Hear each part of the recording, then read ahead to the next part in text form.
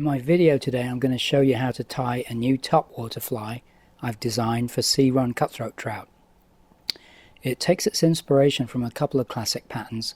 One of these is the Delia conehead squid, which isn't the surface pattern at all, but it's usually fished deep. What I've taken from the Delia squid is basically the colour scheme and the body and tail profile. The other inspiration is Leyland Miyawaki's very popular beach popper, which likewise makes use of a reversed foam popper head to float the fly and create a V-wake. So other than the popper head, there's not much else which is similar to the beach popper except for the stripiness, which the popper gets from the grizzly hackle in the body, and I'm getting here with grizzly marabou in the tail. Now I've included a collar of white schlappen, which gives this thing a lot of pulsating movement when you slowly strip the fly and pause it. And I initially tied a white popper head for visibility, but I've found that matching the colour of the head to the tail definitely results in more strikes. So I'm calling this the Tigersquid, and I've been fishing it right through from early spring through the fall, and it's been very successful for me on bright days and overcast days and in all types of conditions. And if you watch the end of the video, I've included some footage of me catching some cutthroat on the Tigersquid. Now I've got my tube fly adapter clamped in the vise, and I've already loaded that with a 1.5 inch piece of HMH small diameter poly tubing. I need to know where my popper head's going to sit on the tube, so I'm going to take care not to tie in any materials beyond that point. And the popper head I'm using is a Rainey's Peewee pop in the cinnamon colour. I'm going to put a list of all the materials at the end of the video, so I'm just going to gauge this visually, remembering I'm going to want to leave about a 1/16 of an inch of tube protruding from the front of the popper. My thread is 70 denier UTC in white, and I'm going to attach that at the point I just estimated, which is a bit less than 1/3 of the total tube length measured from the front. Let's get rid of that. Now I'm going to continue the thread base a bit more than 1/3, let's say about 5/8 of an inch from the back of the tube, about there. And the first thing I'm going to tie in is some sand coloured marabou, and I've already selected a plume of that. I'm just going to moisten it a little bit. And I want the marabou to extend back beyond the back of that thread base by about 1 full tube length, again, which is about 1.5 inches.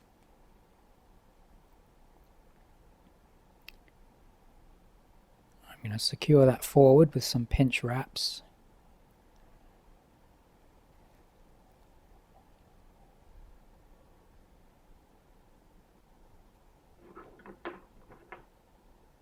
Trim away that excess, neaten it up, and then just return my thread back again.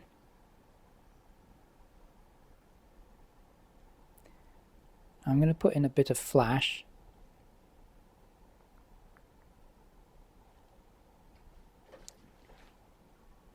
two or three strands of UV pearl crystal flash.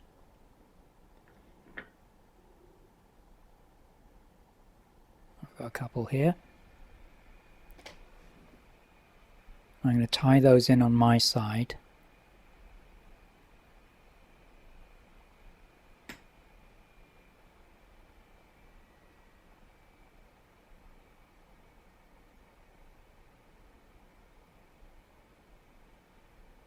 And when I've got those untwisted, I'll just fold them back and then tie them in along the opposite side.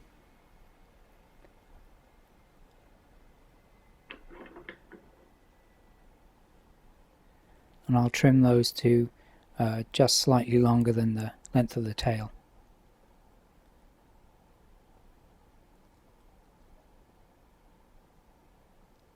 Like so.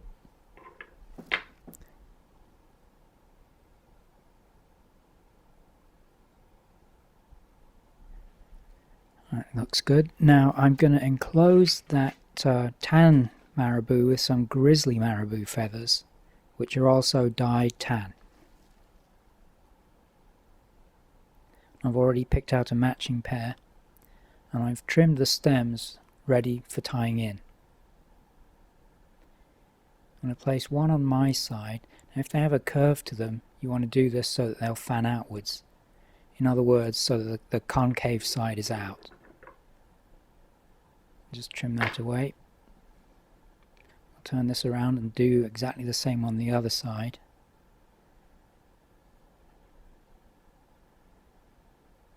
I want to match them up as best as I can. Once these are wet, they all marry together, and the effect is really awesome.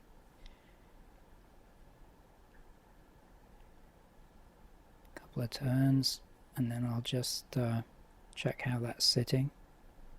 It's looking good. Now I have tied these flies without the tan marabou, just a pair of grizzly marabou feathers on each side, but I think it swims much better like this.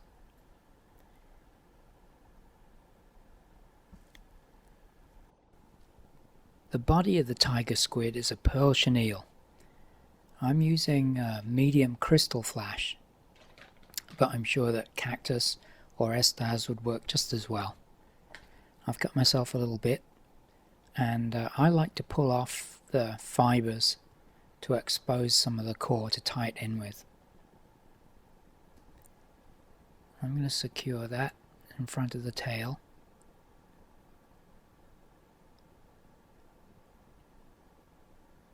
Then I'm going to return my thread to about 2 mils from the front of the thread base. Now I'm winding that on, trying not to trap the fibers as I go.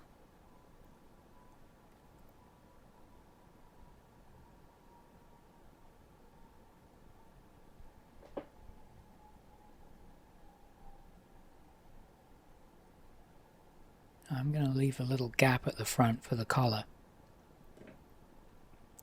Just tie my chenille off securely.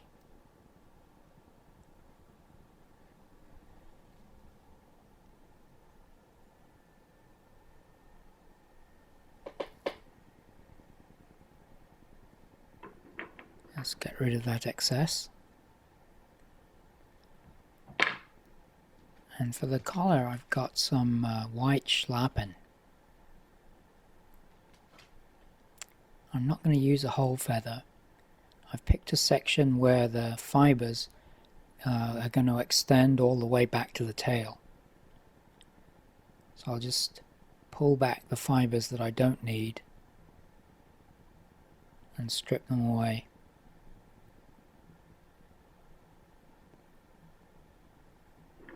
And I'll trim away that unwanted section,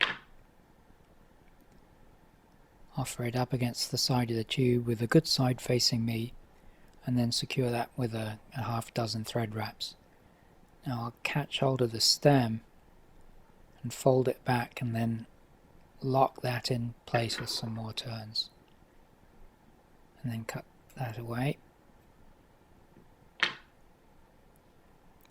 Now stroke these fibers backwards.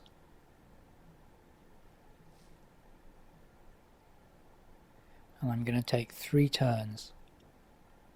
Don't want to totally obscure the body, just put a nice amount on. That's my 3rd turn. And I'll tie off the feather.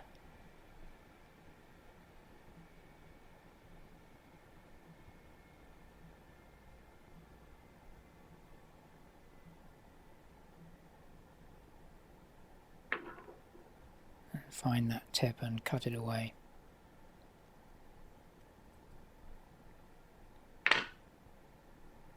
I'm going to take some more turns just to help everything fold back in the angle that I want it to be at, like that. Now it just remains to whip finish.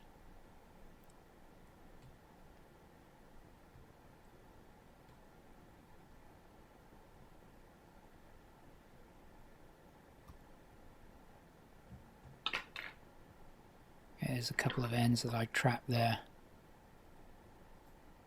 I'm going to get rid of those.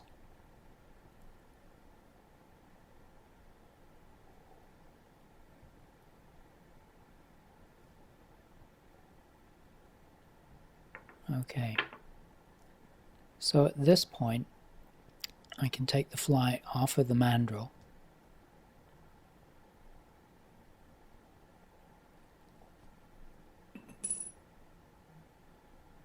There we go.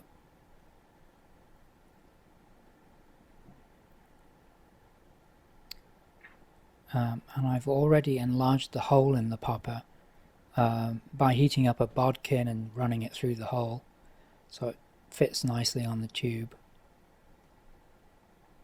like that. I'm going to put a good coat of super glue on the tube all the way around and go ahead and just attach that popper head. I'm happy with that. So with my lighter I'm just going to mushroom the end of the tube to form a little flange which will help to keep the popper in place, and it kind of streamlines it. Quick check with the mandrel to make sure everything's still open.